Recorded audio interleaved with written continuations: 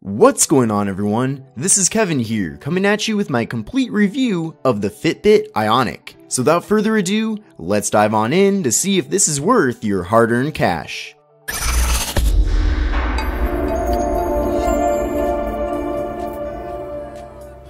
Fitbit has been a strong contender in the wearable industry for quite some time now, and the Ionic is their first entry into the competitive smartwatch category. The Ionic is the successor to the popular Fitbit Blaze, and the goal with this device is to take what the Blaze did well while adding in more features so it can better compete with the Apple Watch. Inside of the box, we have some literature with directions, the charging cable, a pair of small bands, and finally the actual smartwatch itself with large watch bands pre-installed. The Ionic comes in other color configurations too, which are linked in the video description. The build quality of this watch is very impressive. The Ionic is clearly ready to withstand the rough conditions that serious athletes will likely be putting it through. On the front, we have the sharp looking and bright color display. On the right, we have some toggle buttons, and on the left we have the power and sleep wake button. The bands are easy to completely remove and are quite versatile. They are made from a quality rubber material that I anticipate will hold up for a long time. The buckle is easy to lock in and it's easy to adjust, so putting the Ionic on will never be a chore, which is great. On the backside there is even a heart rate sensor. The watch is water resistant up to 50 meters, which is awesome, and the watch features a built-in GPS, which is something that the Apple Watch lacks. Honestly, this is a huge deal because GPS can track your location even when you don't have your phone with you. The watch has internal storage, so you can store up to 300 songs offline, and there's a built-in NFC chip, so you can use this watch to make payments with your credit card. So hypothetically, you could take this smartwatch, run with it around town, listen to your music, and even stop to buy a drink, and you can do all of this without bringing your phone or wallet. The battery life is impressive too, with about 4 days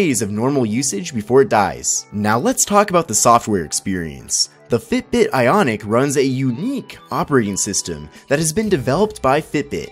Now there are pros and cons to this. The pro is that the software is very optimized for the hardware, which allows for great battery life, but the con is that there's limited support from third-party developers, so there are not very many apps, unlike watchOS from Apple and Android Wear from Google. Those platforms have a lot more support from developers. So if you're really into fitness, then you should buy this, but if you're not really into fitness, then don't get this because there's not much here for you. With that being said though, the watch is packed with software features that will help you live an active and healthy lifestyle. The watch does all of the basics, such as tracking your steps and heart rate, but it does even more with workout suggestions, sleep tracking, and much more. This smartwatch is essentially the king of fitness features. So is the Fitbit Ionic worth buying? Well, I believe it is worth it if you're into fitness and that's your first priority with your smartwatch. It's loaded with features that will help you with your fitness routine, and it blows the Apple Watch out of the water in that category. And really, that's one of the top reasons why people buy smartwatches in the first place. However, if you do not intend on using any of the fitness features,